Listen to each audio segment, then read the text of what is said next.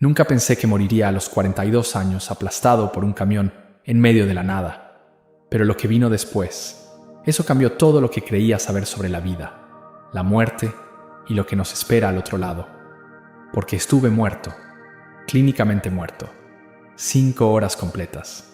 Y lo que vi durante ese tiempo no debería ser posible, pero lo fue. Y ahora sé con absoluta certeza que la muerte no es el final. Es apenas el comienzo de algo que ni siquiera podemos imaginar desde aquí. Me llamo Andreas, tengo 42 años y trabajo como misionero en una de las zonas más remotas del planeta, el centro de Siberia, en Rusia. Vivo allá con mi esposa y mis 6 hijos, rodeados de bosques interminables, temperaturas que te congelan los pulmones y pueblos tan aislados que a veces pasan semanas sin ver a otra alma.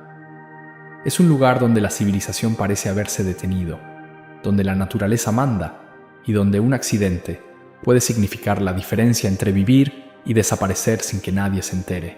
Y justo eso estuvo a punto de pasarme. Todo ocurrió un sábado por la tarde, cuando volvíamos de una de nuestras visitas a una aldea perdida en la taiga. Habíamos pasado 3 días allá, compartiendo con familias que viven en condiciones que para muchos serían impensables, pero que para ellos son simplemente la vida. El viaje de regreso era largo, casi 6 horas por caminos de tierra llenos de baches, rodeados de árboles tan altos que apenas dejaban pasar la luz del sol. Yo iba en el asiento del copiloto, mi esposa atrás con 2 de nuestros hijos, y el conductor era un hombre del pueblo que conocíamos desde hacía años. Todo parecía normal, hasta que no lo fue. Veníamos por una curva cerrada cuando de repente, de la nada, apareció un camión enorme viniendo en sentido contrario. Pero no venía en su carril. Venía directo hacia nosotros, zigzagueando, invadiendo toda la carretera. No tuve tiempo ni de gritar. El conductor intentó frenar, girar, hacer algo, pero el camión nos golpeó de lleno por el lado donde yo estaba. El impacto fue brutal. Sentí un estruendo que me reventó los oídos, un golpe seco contra mi costado. Y luego, nada. Solo un silencio espeso, como si el mundo hubiera dejado de existir. No sé cuánto tiempo pasó antes de que recuperara algo de conciencia. Tal vez segundos, tal vez minutos. Pero cuando abrí los ojos, lo primero que vi fue metal retorcido, vidrios rotos por todas partes y sangre, mucha sangre, mi sangre. Sentía un dolor insoportable en el lado izquierdo del cuerpo, como si algo me estuviera desgarrando por dentro. Y cuando intenté moverme, mis piernas no respondieron. Escuché voces a lo lejos, gritos ahogados, pero todo sonaba distante, como si estuviera bajo el agua. Y entonces lo supe. Algo estaba terriblemente mal. El conductor del camión que nos había golpeado estaba borracho, completamente ebrio. Eso lo supimos después. Pero en ese momento, lo único que importaba era que estábamos en medio de la taiga siberiana, a kilómetros del pueblo más cercano, sin señal de teléfono, sin hospitales cerca, sin nada. Solo nosotros, el camión destrozado y un frío que empezaba a calarme hasta los huesos. Mi esposa estaba bien, gracias a Dios, los niños también. Pero yo estaba muriendo, y lo peor es que lo sabía. Pasó casi 1 hora antes de que apareciera otro vehículo. 1 hora en la que cada respiración se sentía como un cuchillo clavándose en mi pecho, en la que el mundo empezó a volverse borroso y en la que escuché a mi esposa rezar en voz baja mientras me sostenía la mano. Finalmente, un camionero que pasaba por ahí nos vio y se detuvo. Entre él y el conductor lograron subirme a la parte de atrás de su camión y arrancamos hacia el pueblo más cercano. Cada bache en el camino era una tortura. Sentía que algo dentro de mí se estaba rompiendo más y más con cada sacudida. Y aunque intentaba mantenerme despierto, consciente, mis ojos empezaron a cerrarse solos.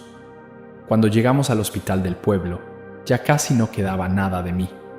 Era un hospital pequeño, con apenas 2 o 3 doctores y unas cuantas enfermeras. No había equipos modernos, ni unidades de trauma, ni nada de lo que necesitarías en una emergencia como esta. Me bajaron del camión en una camilla improvisada y me llevaron adentro.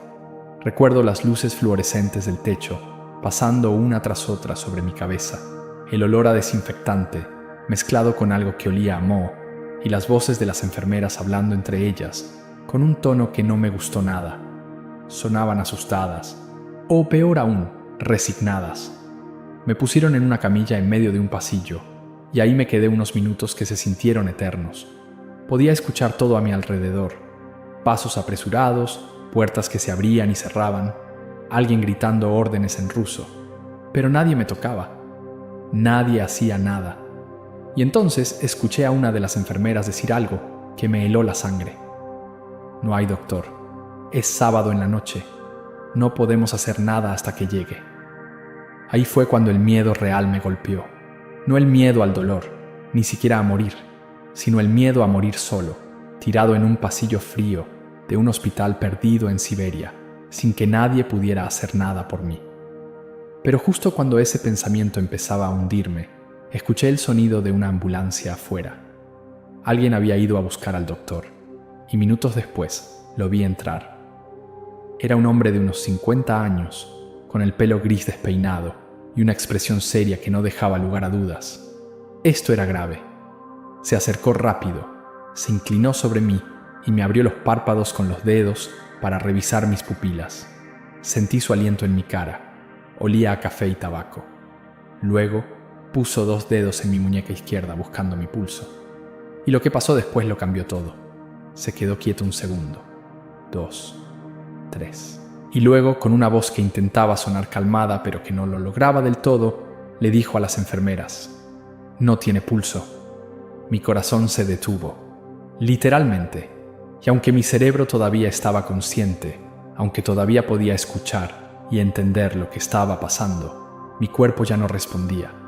Mis manos estaban rígidas, mis piernas no se movían, y sentía cómo algo dentro de mí empezaba a apagarse, como una vela que se extingue lentamente. El doctor gritó algo que no alcancé a entender, y de repente todo se volvió caos. Las enfermeras me agarraron de la camilla y empezaron a correr conmigo por el pasillo.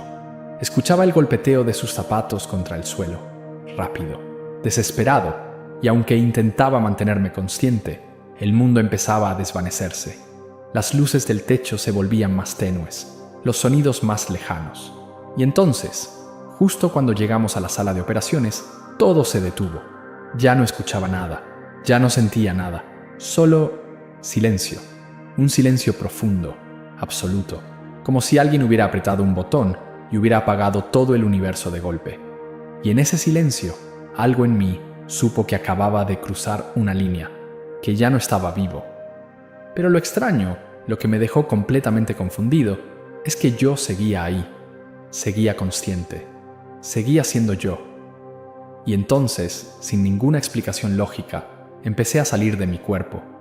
No como en una película, no como algo simbólico o metafórico. Literalmente me estaba separando de mi propio cuerpo, y lo que vi a continuación me paralizó de una forma que no puedo explicar con palabras. Seguía ahí, flotando, viendo todo desde arriba.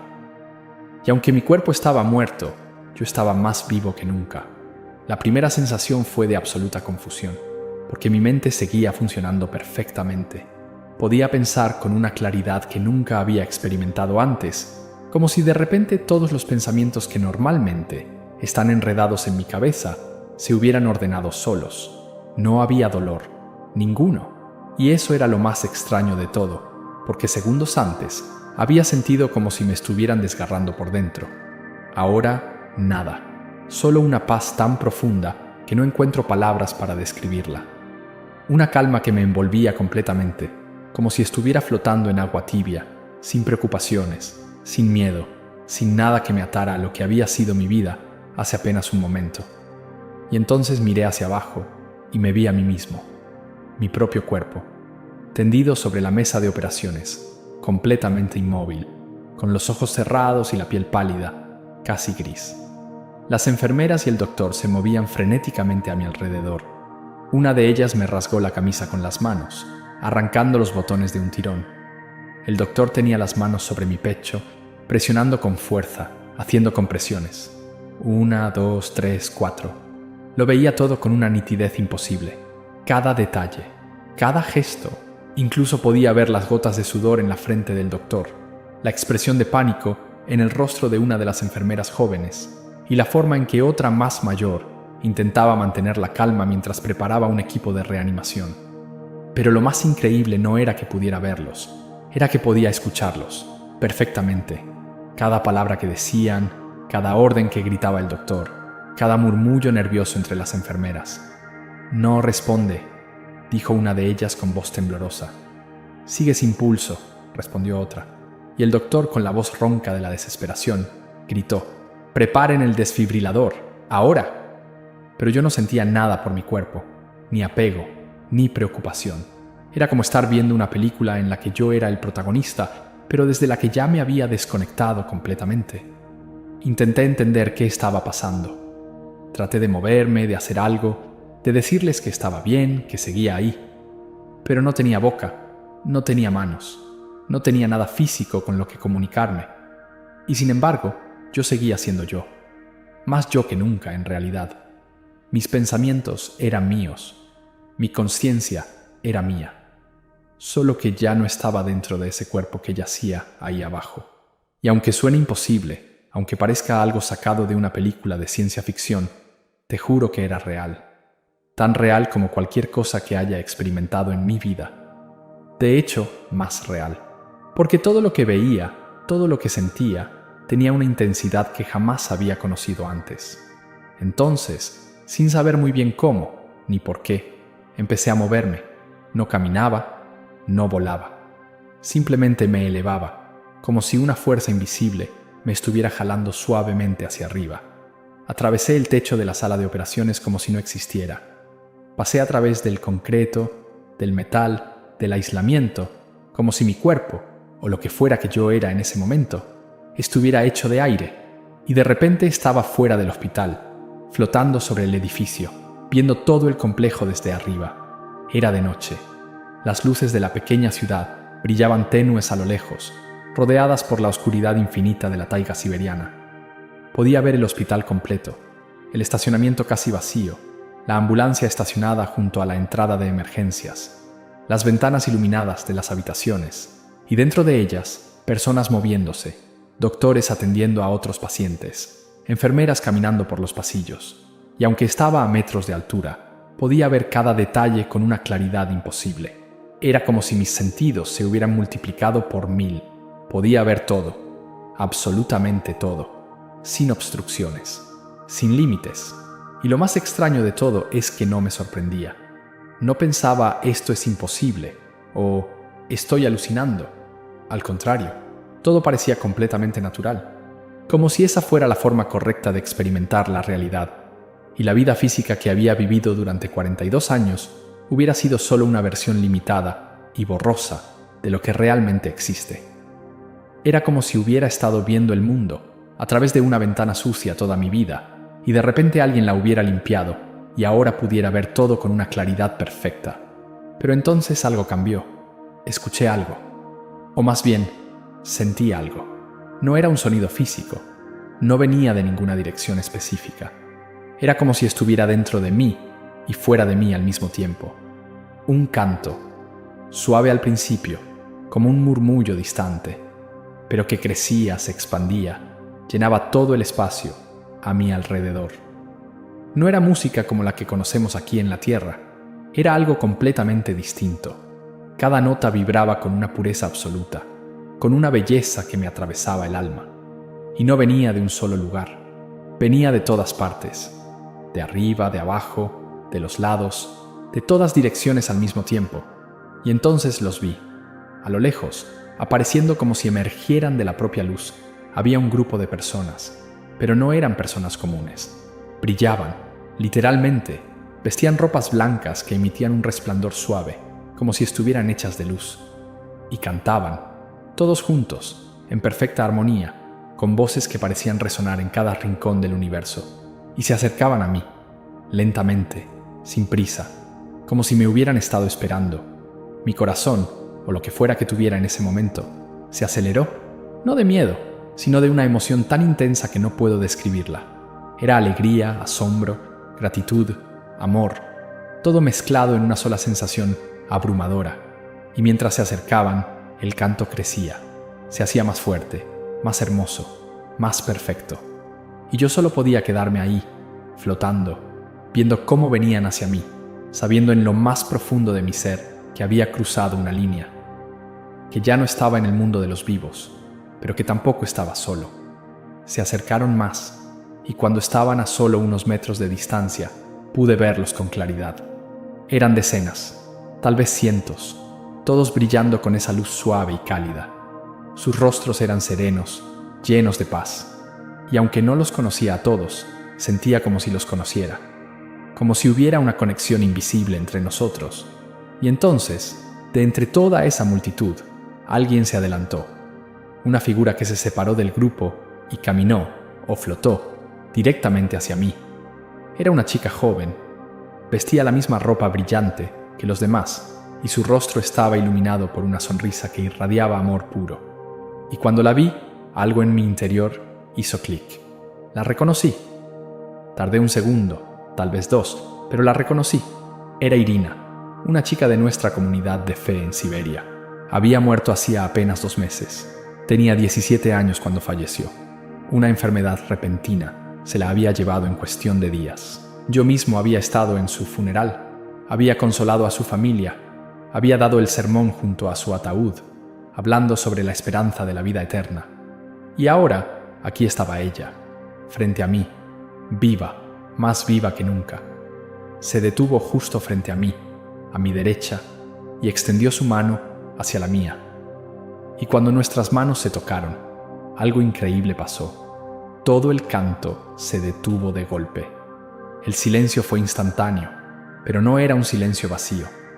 Era un silencio lleno, como si el universo entero estuviera conteniendo la respiración, esperando algo. Y en medio de ese silencio, Irina me miró directamente a los ojos y dijo con una voz llena de alegría: «Andreas, ¿tú también estás aquí?». Y luego, con una sonrisa aún más amplia, añadió: «¡Qué maravilloso!». Y en ese instante, todo el canto volvió a empezar. Pero esta vez era diferente. Era más fuerte, más glorioso, más hermoso. Era como si todo el cielo estuviera celebrando, como si mi llegada fuera motivo de una fiesta cósmica. Y yo, flotando ahí, sosteniendo la mano de una chica que había muerto hace 2 meses, sentí algo que jamás había sentido en toda mi vida. Sentí que estaba en casa, que por fin había llegado a donde siempre debía estar, y que todo lo que había vivido antes había sido solo una preparación para este momento. Pero justo cuando pensaba que no podía haber nada más hermoso, algo más pasó. De repente, sin saber cómo, ya no estaba flotando sobre el hospital. Estaba en otro lugar, sobre una ciudad, pero no cualquier ciudad. Era la ciudad donde vivíamos en Siberia.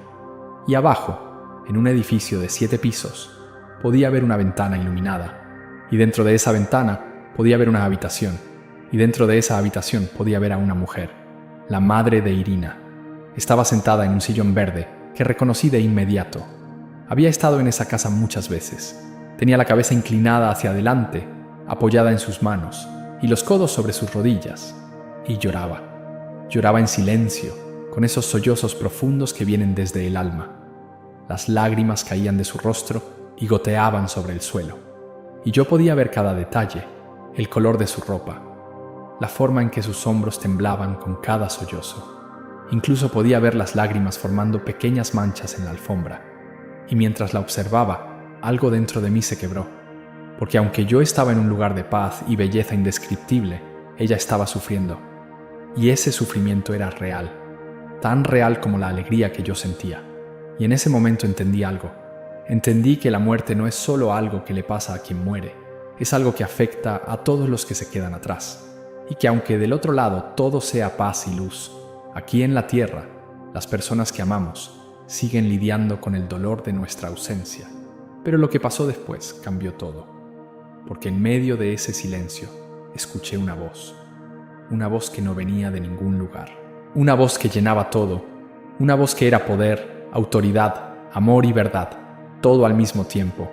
Y supe de inmediato quién estaba hablando. Dios mismo acababa de dirigirse a mí, y lo que me preguntó me dejó completamente paralizado. La voz no venía de arriba ni de abajo, no tenía dirección, simplemente existía en todas partes, como si el universo entero estuviera vibrando con cada palabra. Y aunque no había cuerpo físico que la emitiera, No había duda de quién estaba hablando. Era una presencia que llenaba todo, tan poderosa que sentía que podría desintegrarme con solo un pensamiento, pero al mismo tiempo tan llena de amor que me envolvía como los brazos de un padre sosteniendo a su hijo.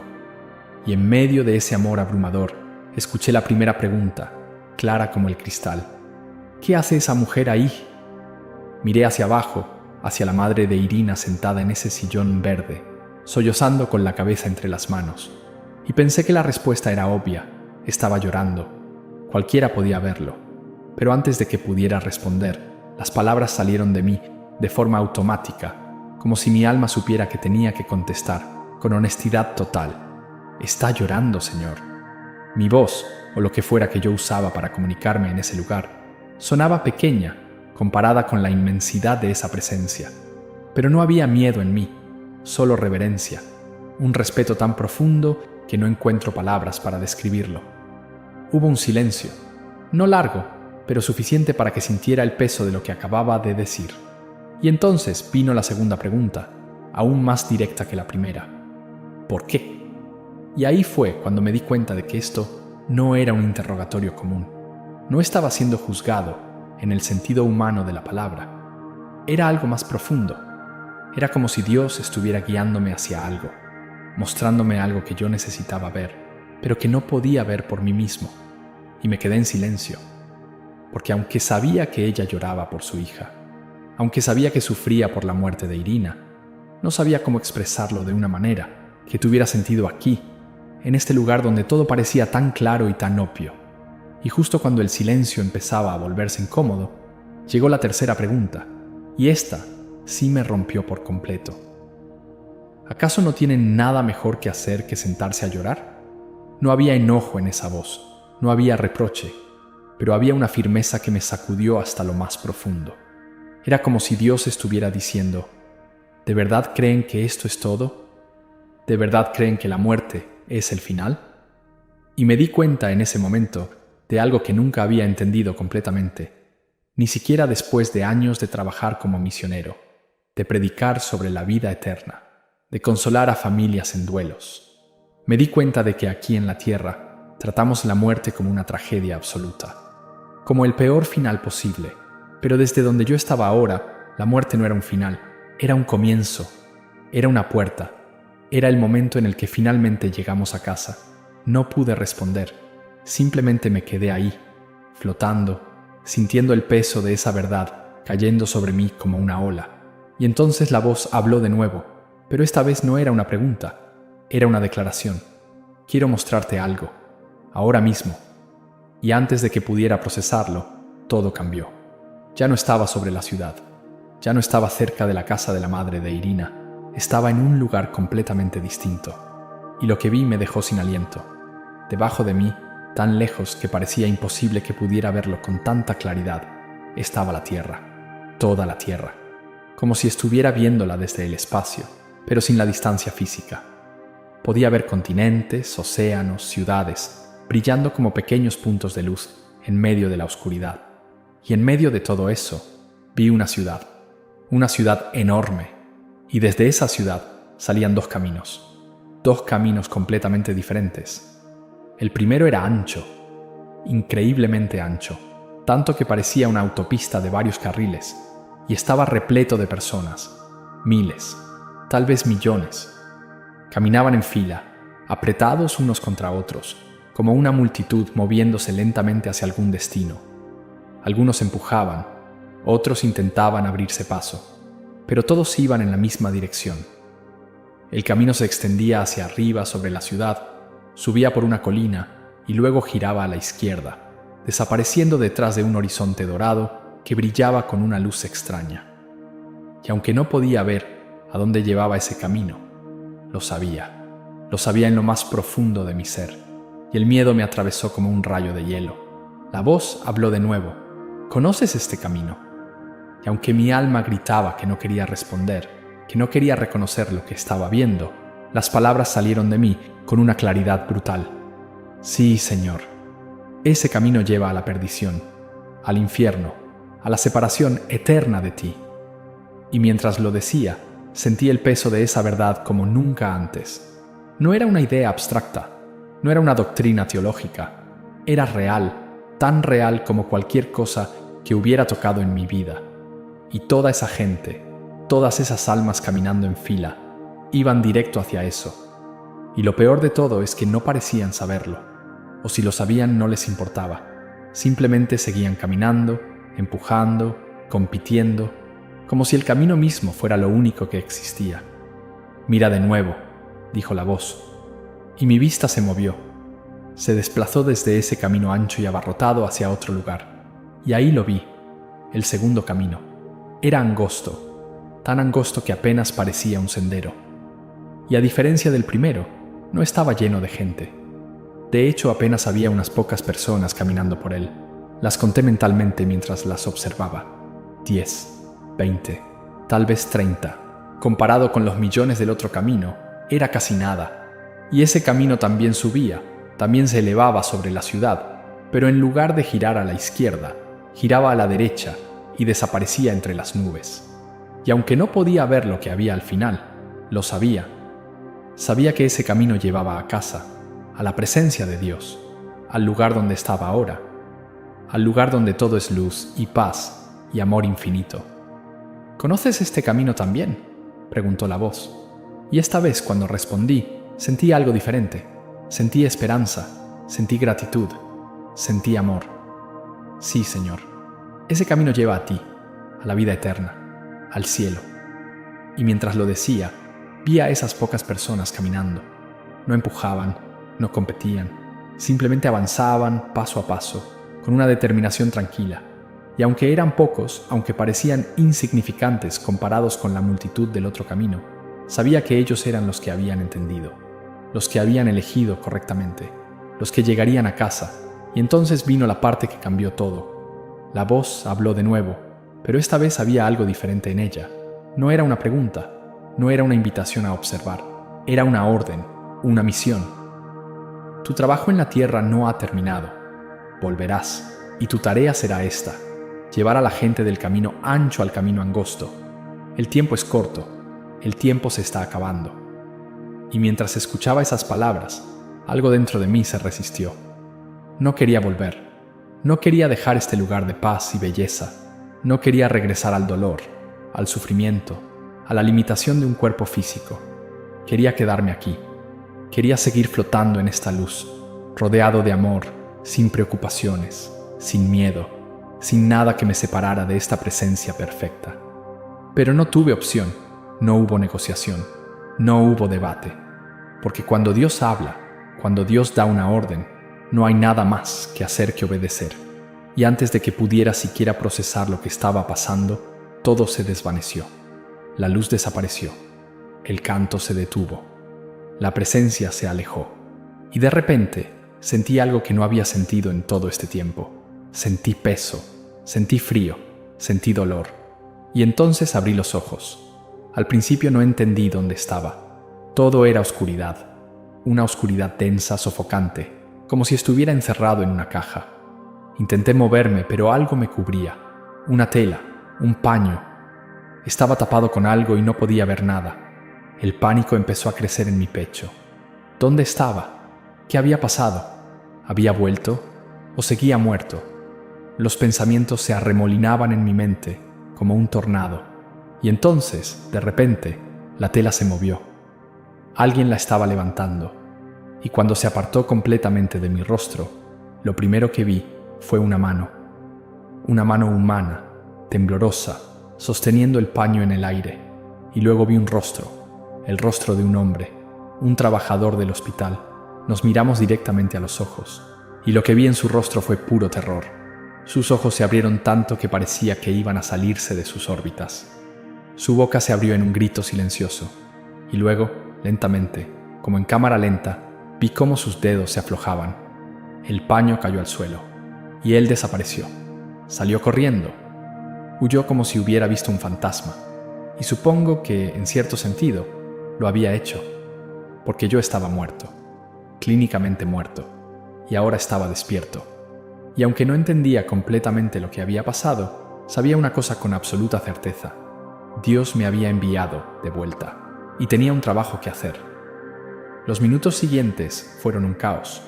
Escuché gritos, pasos corriendo, puertas abriéndose y cerrándose, y luego de repente había enfermeras a mi alrededor. Me levantaron de donde estaba, que solo después me enteré que era la morgue del hospital, el lugar donde guardan los cuerpos antes de llevarlos al cementerio. Y me pusieron de nuevo en una camilla.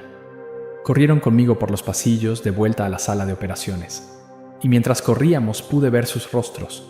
Estaban pálidos, asustados, confundidos, porque esto no debería ser posible. Los muertos no vuelven, los muertos no abren los ojos después de horas de estar sin pulso, sin respiración, sin vida. Pero yo lo había hecho. Me pusieron de nuevo en la mesa de operaciones, y esta vez, cuando el doctor llegó, lo primero que hizo fue inyectarme algo en el brazo, una anestesia, fuerte, porque aunque yo estaba vivo, mi cuerpo todavía estaba destrozado. Todavía tenía órganos rotos, huesos fracturados, heridas internas que necesitaban ser reparadas. Y mientras la anestesia empezaba a hacer efecto, vi cómo tomaban unas tijeras y empezaban a cortar las suturas que me habían hecho antes. Iban a abrirme de nuevo. Iban a intentar arreglar lo que habían dejado sin terminar cuando pensaron que ya no había nada que hacer. Y mientras mis ojos se cerraban lentamente, mientras la oscuridad de la anestesia me envolvía, tuve un último pensamiento. Un pensamiento claro, firme, inquebrantable. Voy a sobrevivir, porque Dios me lo dijo, y Dios no miente. Y entonces todo se volvió negro. Pero esta vez no era la negrura de la muerte, era la negrura del sueño. Y sabía que cuando despertara, comenzaría el verdadero desafío. Porque volver de la muerte no es el final de la historia, es solo el comienzo. Cuando abrí los ojos de nuevo, todo era dolor. Un dolor tan intenso, tan completo, que sentí como si cada célula de mi cuerpo estuviera gritando al mismo tiempo. Ya no estaba flotando en esa paz infinita. Ya no escuchaba ese canto celestial. Estaba de vuelta en mi cuerpo destrozado, y ese cuerpo me lo recordaba con cada respiración. Intenté moverme y no pude. Tenía tubos por todas partes. En la boca, en los brazos, en el pecho. Máquinas pitaban a mi alrededor. Monitores mostraban líneas y números que no podía descifrar. Y sobre mí, inclinado con una expresión que mezclaba alivio y completa incredulidad, estaba el doctor. «Está despierto», murmuró a una de las enfermeras, como si no pudiera creer lo que estaba viendo. Y luego, dirigiéndose a mí, con voz temblorosa, me dijo: «No deberías estar vivo. Esto no es posible». Pero yo estaba vivo, contra toda lógica médica, contra todas las estadísticas, contra todo pronóstico. Y aunque no podía hablar por los tubos en mi garganta, aunque no podía moverme por las vendas y las suturas que me mantenían unido, sabía exactamente por qué estaba vivo. Porque Dios me lo había dicho, porque tenía una misión, y esa misión todavía no había terminado. Los días siguientes fueron una mezcla de agonía física y claridad espiritual que nunca había experimentado. Mi cuerpo estaba roto. Los doctores me explicaron después que me habían sacado 3 litros de sangre del abdomen mezclada con pedazos de órganos desgarrados. Mi hígado estaba destrozado, mi vaso también. Varios metros de intestinos tuvieron que ser removidos. Mi pierna izquierda estaba fracturada en múltiples lugares. Y según todos los manuales médicos, una persona con ese nivel de trauma interno no sobrevive, especialmente no después de estar 5 horas sin pulso, sin oxígeno llegando al cerebro, sin ninguna función vital. Pero ahí estaba yo, respirando, pensando, vivo. Pasé 2 semanas en cuidados intensivos, 2 semanas en las que los doctores me vigilaban cada minuto, esperando que en cualquier momento mi cuerpo colapsara de nuevo. 2 semanas en las que enfermeras entraban y salían de mi habitación con expresiones de asombro, susurrando entre ellas cuando pensaban que yo no las escuchaba. «Es un milagro», decía una. «Nunca había visto algo así», respondía otra. Y tenían razón, era un milagro.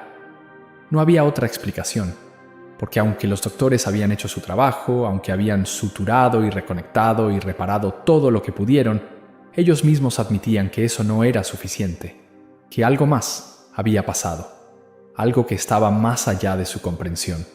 Mi esposa no se movió de mi lado, ni un solo día, ni una sola noche, dormía en una silla junto a mi cama, me alimentaba cuando finalmente pudieron quitarme los tubos, me limpiaba cuando no podía hacerlo yo mismo. Y aunque yo veía el cansancio en sus ojos, aunque veía las lágrimas que intentaba esconder cuando pensaba que yo estaba dormido, también veía algo más. Veía fe, veía esperanza. Veía una mujer que se negaba a rendirse, que se aferraba a la promesa de que esto no era el final. Y cada vez que la miraba, recordaba por qué había vuelto. Recordaba a mis 6 hijos esperando en casa. Recordaba las palabras de Dios. Recordaba mi misión. Pero la parte más difícil no era el dolor físico. Eso era manejable, podía soportarlo. Lo que era verdaderamente difícil era la frustración de no poder hacer nada. De estar ahí, acostado, inmóvil, sabiendo que el tiempo se estaba acabando, que había personas caminando por ese camino ancho, directo hacia la perdición, y que yo no podía hacer nada para detenerlos. Todavía no. Aún no podía ni caminar, y la impaciencia me consumía desde adentro. Pero entonces recordaba algo que había aprendido en ese lugar, entre la vida y la muerte. Recordaba que Dios tiene su propio tiempo, y que aunque yo quisiera salir corriendo a cumplir mi misión inmediatamente, primero tenía que sanar, primero tenía que recuperarme, porque no puedes guiar a nadie si tú mismo no puedes sostenerte en pie.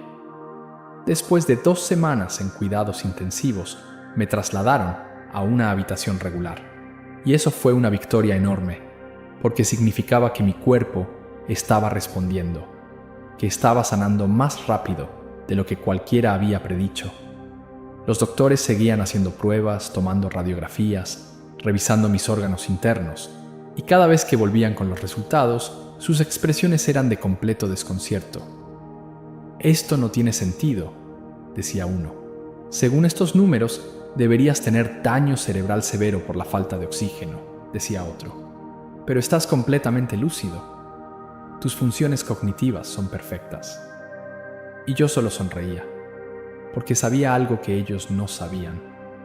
Sabía que mi cerebro nunca había dejado de funcionar, que mi conciencia nunca había desaparecido, que yo había estado más vivo durante esas 5 horas de muerte clínica que en cualquier otro momento de mi vida. Y entonces llegó el momento que cambió todo. Fue una tarde, casi 3 semanas después del accidente. Estaba sentado en la cama, intentando mover mi pierna izquierda que todavía estaba enyesada, cuando tocaron a la puerta. Era una mujer.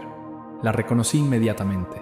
Era la madre de Irina, la mujer que había visto llorando en ese sillón verde, y venía a visitarme. Se sentó junto a mi cama, me preguntó cómo estaba, me dijo que toda la comunidad estaba rezando por mí, y yo, sin pensar mucho, sin planear lo que iba a decir, simplemente empecé a hablar. Le describí su sala de estar. Le dije exactamente dónde estaba sentada ese día. Le describí el sillón verde, su posición, la forma en que tenía la cabeza entre las manos. Le dije que llevaba puesto un vestido azul con flores blancas. Le dije que las lágrimas caían al suelo, formando pequeñas manchas oscuras en la alfombra. Y mientras hablaba, vi cómo su rostro cambiaba. Primero confusión, luego sorpresa, y finalmente algo que parecía entre miedo y asombro. «¿Cómo sabes todo eso?», me preguntó con voz temblorosa. «Yo estaba sola en casa ese día. Nadie me vio. ¿Cómo puedes saber esos detalles?». Y entonces le conté todo. Le conté que había muerto, que había salido de mi cuerpo, que había visto a Irina, que ella estaba viva, más viva que nunca, brillando con luz, sonriendo, feliz, y que me había tomado de la mano y me había dicho que era maravilloso que yo también estuviera allá. Y mientras le contaba esto, vi cómo las lágrimas empezaban a caer de sus ojos de nuevo. Pero esta vez eran lágrimas diferentes. No eran lágrimas de desesperación, eran lágrimas de alivio, de consuelo, de esperanza, porque por primera vez desde la muerte de su hija tenía una confirmación, una prueba, no de segunda mano, no de un libro o de una doctrina, sino de alguien que había estado ahí, alguien que había visto a su hija con sus propios ojos, y eso cambió algo en ella. «Entonces ella está bien», susurró, aferrándose a mi mano. «Realmente está bien». Y yo asentí, sintiendo el peso de esas palabras. Ella está más que bien, está en casa, donde todos deberíamos querer estar. Y en ese momento entendí algo. Entendí que mi misión no se trataba solo de predicar desde un púlpito o de dar sermones inspiradores. Se trataba de esto, de estos momentos íntimos, de estas conversaciones uno a uno, de llevar esperanza a corazones rotos, de mostrarle a la gente que la muerte no es el final, que hay algo más, algo mucho más grande, más hermoso, más real de lo que podemos imaginar. Pasé 6 semanas más en el hospital, 6 semanas de terapia física, de aprender a caminar de nuevo, de recuperar fuerza en músculos que se habían atrofiado. Y cada día, mientras luchaba por dar un paso más, por doblar la rodilla un poco más, por sostenerme en pie un segundo más, recordaba las palabras de Dios. El tiempo es corto, el tiempo se está acabando. Y eso me impulsaba. Me hacía seguir adelante, incluso cuando el dolor era insoportable, porque sabía que cada día que pasaba en esa cama era un día menos que tenía para cumplir mi misión. Finalmente llegó el día en que los doctores dijeron las palabras que había estado esperando. Puedes irte a casa. Y aunque mi cuerpo todavía estaba débil, aunque todavía cojeaba y necesitaba un bastón para caminar, aunque las cicatrices en mi abdomen me recordaban cada día lo cerca que había estado de no volver, salí de ese hospital con algo que no tenía cuando entré. Salí con un propósito, con una misión clara. Salí sabiendo exactamente qué tenía que hacer con el resto de mi vida, porque había visto los dos caminos. Había visto el camino ancho, lleno de millones, caminando hacia la perdición, y había visto el camino angosto, con apenas unas pocas almas, caminando hacia la salvación. Y Dios me había dicho que mi trabajo era sacar a la gente de un camino y ponerlos en el otro. Y aunque no sabía exactamente cómo iba a hacerlo, aunque no tenía un plan detallado o una estrategia perfecta, sabía que Dios me guiaría. Porque si Él pudo traerme de vuelta de la muerte, si pudo sanar mi cuerpo destrozado contra toda lógica médica, entonces ciertamente podría guiarme en cómo cumplir la misión que me había dado. Los doctores, hasta el día de hoy, siguen diciendo que mi supervivencia es inexplicable, que según la ciencia no debería estar vivo, que 5 horas sin pulso, sin oxígeno, con órganos destrozados, es demasiado, que el daño debería haber sido irreversible. Pero aquí estoy, caminando, hablando, viviendo, no por mi fuerza, no por suerte, sino porque Dios tiene un propósito para mi vida. Y ese propósito es más grande que yo, es más grande que mi comodidad, que mis planes, que mis deseos. Es una misión que me fue dada desde el otro lado, una misión que no puedo ignorar, una misión que define cada día que me queda en esta tierra. Y si tú estás leyendo esto ahora, si estas palabras han llegado hasta ti, tal vez no sea casualidad, tal vez sea porque tú también necesitas escuchar lo que yo vi. Necesitas saber que la muerte no es el final, que hay 2 caminos y que tú tienes que elegir, porque el tiempo es corto, el tiempo se está acabando. Y cuando tu corazón se detenga, cuando tus ojos se cierren por última vez, ya no habrá más oportunidades de cambiar de camino. Ya no habrá más tiempo para decidir. La decisión que tomes aquí, ahora, en este momento, determinará dónde pasarás la eternidad. Y esa es la verdad más importante que puedo compartir contigo. No porque yo lo diga, sino porque lo vi, porque estuve ahí, porque morí y volví para contártelo.